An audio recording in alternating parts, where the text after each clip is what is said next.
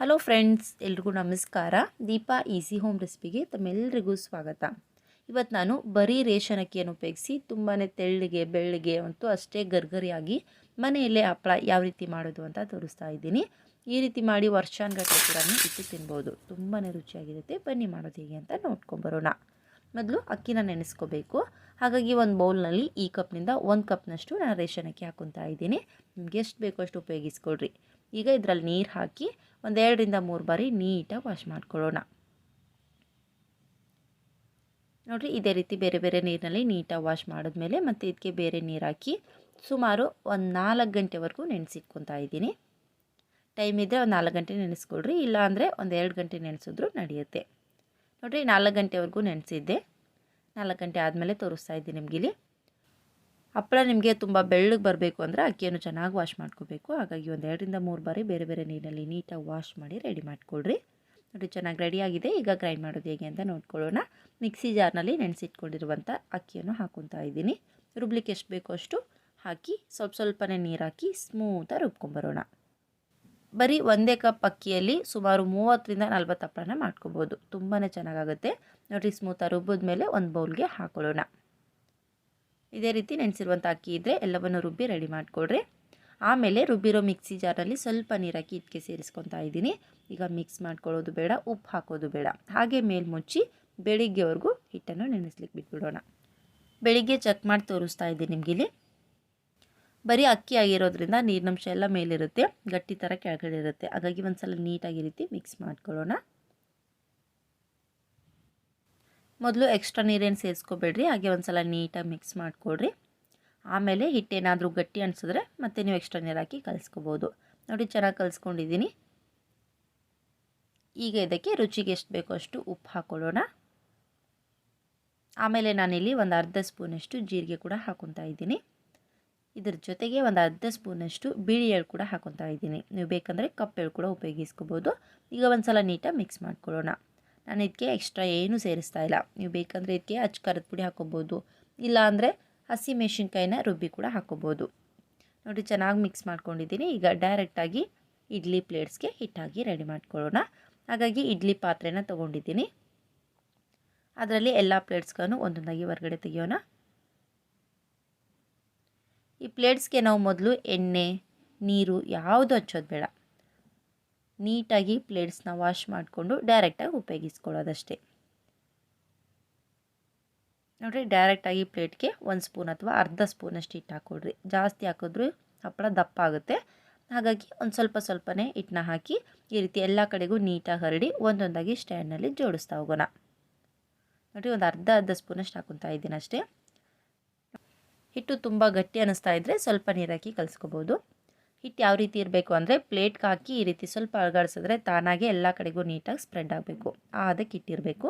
ನೋಡಿರಿ, ಎಲ್ಲ ಪ್ಲೇಟ್ಸ್ಗಳನ್ನು ನೀಟಾಗಿ ಜೋಡಿಸಿದ್ಮೇಲೆ ಈಗ ಕ್ಲೋಸ್ ಮಾಡಿ ಪಾತ್ರೆಯಲ್ಲಿಟ್ಟು ಬೇಯಿಸ್ಕೊಳ್ಳೋಣ.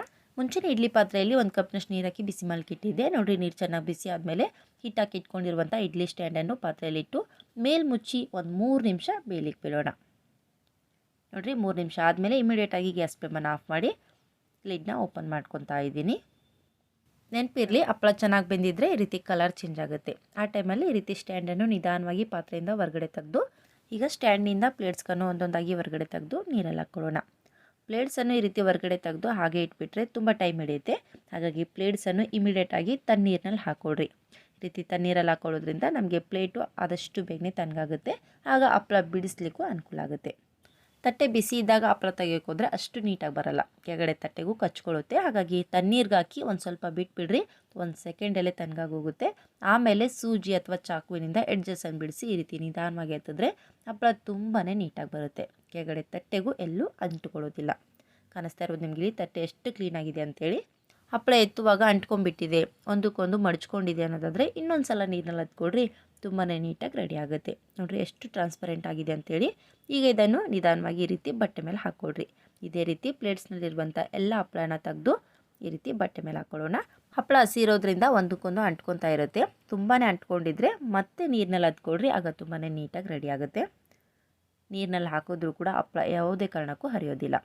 ಇದೇ ರೀತಿ ಎಲ್ಲ ಹಪ್ಪಳನ ಮಾಡಿ ರೆಡಿ ಮಾಡಿಕೊಡ್ರಿ. ನೋಡಿರಿ ಬರೀ ಒಂದೇ ಕಪ್ನಲ್ಲಿ ಸುಮಾರು 30ರಿಂದ 40 ಹಪ್ಪಳನ ಮಾಡಿ ಈ ರೀತಿ ಬಟ್ಟೆ ಮೇಲೆ ಹಾಕ್ಕೊಂಡಿದ್ದೀನಿ. ಈಗ ಇವುಗಳನ್ನು ಬಿಸಿಲಲ್ಲಿಟ್ಟು ಒಣಗಿಸ್ಕೊಳ್ಳೋಣ. ಅಕಸ್ಮಾತಾಗಿ ನಿಮ್ಮ ಮನೆ ಮುಂದೆ ಬಿಸಿಲಿರಲಿಲ್ಲ ಅಂದರೆ ಮನೆ ಒಳಗಡೆನೂ ಕೂಡ ನೆರಳಲ್ಲಿ ಒಣಗಿಸ್ಕೋಬೋದು, ತೊಂದರೆ ಇಲ್ಲ. ತೆಳ್ಳಗಿರೋದ್ರಿಂದ ಹಪ್ಪಳ ಬೇಗನೆ ಒಣ್ಕೊಂಡ್ಬಿಡುತ್ತೆ. ಬೆಳಿಗ್ಗೆನೇ ಮಾಡಿ ಬಿಸಿಲಿಗೆ ಹಾಕಿದ್ದೆ ನೋಡಿರಿ, ಸಂಜೆ ಅನ್ನುವಷ್ಟರಲ್ಲೇ ಒಣಗಿ ರೆಡಿಯಾಗಿವೆ. ಬಿಸಿಲು ಚೆನ್ನಾಗಿದ್ದರೆ ಒಂದೇ ದಿನದಲ್ಲಿ ಒಣ್ಕೊಂಡ್ಬಿಡುತ್ತೆ. ನೀವು ತುಂಬ ದಿನದವರೆಗೂ ಇಡ್ತೀನಿ ಅನ್ನೋದಾದರೆ ಇನ್ನೊಂದು 2 ದಿನ ಬಿಸಿಲಲ್ಲಿಟ್ಟು ಒಣಗಿಸ್ಕೊಡ್ರಿ. ಆಗ ಎಷ್ಟೇ ದಿನ ಇಟ್ಟರೂ ಕೂಡ ಹಪ್ಪಳ ಹಾಳಾಗಲ್ಲ. ನೋಡಿರಿ, ಇನ್ನೊಂದು ದಿನ ಬಿಸಿಲಿಗೆ ಇಟ್ಟಿದ್ದೆ, ತುಂಬಾ ಚೆನ್ನಾಗಿ ಒಣಗಿ ರೆಡಿಯಾಗಿವೆ.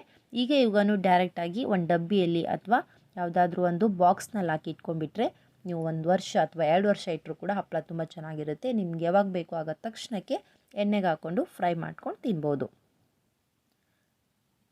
ಎಷ್ಟು ತೆಳ್ಳಗೆ ಬಂದಿದೆ ಅಂತ ಕಾಣಿಸ್ತಾ ಇರ್ಬೋದು ನಿಮಗಿಲ್ಲಿ. ತುಂಬಾ ಚೆನ್ನಾಗಿ ರೆಡಿಯಾಗಿವೆ. ಈಗ ಎಣ್ಣೆಯಲ್ಲಿ ಹಾಕಿದಾಗ ಯಾವ ರೀತಿ ಇರುತ್ತೆ ಅಂತ ತೋರಿಸ್ತೀನಿ. ಈ ಕಡೆ ಸ್ಟವ್ನ ಆನ್ ಮಾಡಿ ಒಂದು ಫ್ರೈ ಪ್ಯಾನ್ ಬಿಸಿ ಮಾಡಿ ಇಟ್ಕೊತಾ ಇದ್ದೀನಿ. ಈಗ ಇದಕ್ಕೆ ಕರಿಯಲು ಎಷ್ಟು ಬೇಕೋ ಅಷ್ಟು ಎಣ್ಣೆ ಹಾಕ್ಕೊಳ್ಳೋಣ. ಮೊದಲು ಎಣ್ಣೆಯನ್ನು ಚೆನ್ನಾಗಿ ಬಿಸಿ ಮಾಡಿಕೊಡ್ರಿ. ಎಣ್ಣೆ ಚೆನ್ನಾಗಿ ಬಿಸಿ ಆದಮೇಲೆ ರೆಡಿ ಮಾಡಿ ಇಟ್ಕೊಂಡಿರುವಂಥ ಹಪ್ಪಳವನ್ನು ಈ ರೀತಿ ಬಿಸಿ ಎಣ್ಣೆಗೆ ಒಂದೊಂದಾಗಿ ಹಾಕಿ ಫ್ರೈ ಮಾಡ್ಕೊಳ್ಳೋಣ. ಬೇಗನೆ ಫ್ರೈ ಆಗುತ್ತೆ. ಫ್ರೈ ಮಾಡಲಿಕ್ಕೆ ಜಾಸ್ತಿ ಟೈಮ್ ಕೂಡ ಬೇಕಾಗಲ್ಲ. ಹಿಟ್ಟಿಗೆ ಬರೀ ಉಪ್ಪು, ಜೀರಿಗೆ, ಎಳ್ಳು ಹಾಕಿರೋದ್ರಿಂದ ನೋಡಲಿಕ್ಕೆ ಹಪ್ಪಳ ತುಂಬ ವೈಟಾಗಿರುತ್ತೆ. ಇದೇ ರೀತಿ ನಿಮ್ಗೆ ಎಷ್ಟು ಬೇಕೋ ಅಷ್ಟು ಹಪ್ಪಳನ ಫ್ರೈ ಮಾಡಿಕೊಂಡು ಸರ್ವ್ ಮಾಡಿಕೊಡ್ರಿ. ತುಂಬ ರುಚಿಯಾಗಿರುತ್ತೆ, ಗರ್ಗರಿ ಆಗಿರುತ್ತೆ ಮತ್ತು ಅಷ್ಟೇ ವೈಟಾಗಿರುತ್ತೆ.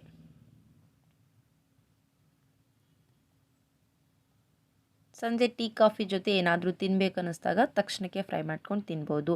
ಇಲ್ಲ ಅಂದರೆ ಅನ್ನ ಸಾಂಬಾರು ಜೊತೆ ಸೈಡ್ ಡಿಶ್ ಆಗಿ ಫ್ರೈ ಮಾಡ್ಕೊಂಡು ತಿನ್ಬೋದು.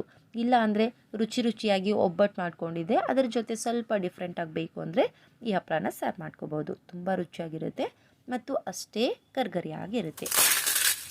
ನೋಡಿದ್ರಲ್ವಾ ಫ್ರೆಂಡ್ಸ್, ಬರೀ 1 ಕಪ್ ರೇಷನ್ ಅಕ್ಕಿಯಿಂದ ತುಂಬಾ ಗರ್ಗರಿಯಾದ, ರುಚಿಕರವಾದ, ವೈಟಾದ ಮತ್ತು ದೊಡ್ಡದಾಗಿರುವಂಥ ಹಪ್ಪಳನ ತುಂಬ ಸುಲಭವಾಗಿ ಮನೆಯಲ್ಲೇ ಹೇಗೆ ಮಾಡೋದು ಅಂತ ನೋಡಿದ್ರಲ್ವಾ. ಈ ಹಪ್ಪಳ ನಿಮಗೂ ಇಷ್ಟ ಆಗಿದೆ ಅಲ್ವಾ? ಇಷ್ಟ ಆಗಿದ್ದರೆ ಪ್ಲೀಸ್ ಲೈಕ್ ಮಾಡಿರಿ ಮತ್ತು ಶೇರ್ ಮಾಡಿರಿ. ಮತ್ತು ಹೇಗಾಗಿದೆ ಅಂತ ನಿಮ್ಮ ಅನಿಸಿಕೆಗಳನ್ನು ತಪ್ಪದೇ ಕೆಳಗಡೆ ಕಮೆಂಟ್ಸಲ್ಲಿ ತಿಳಿಸ್ರಿ.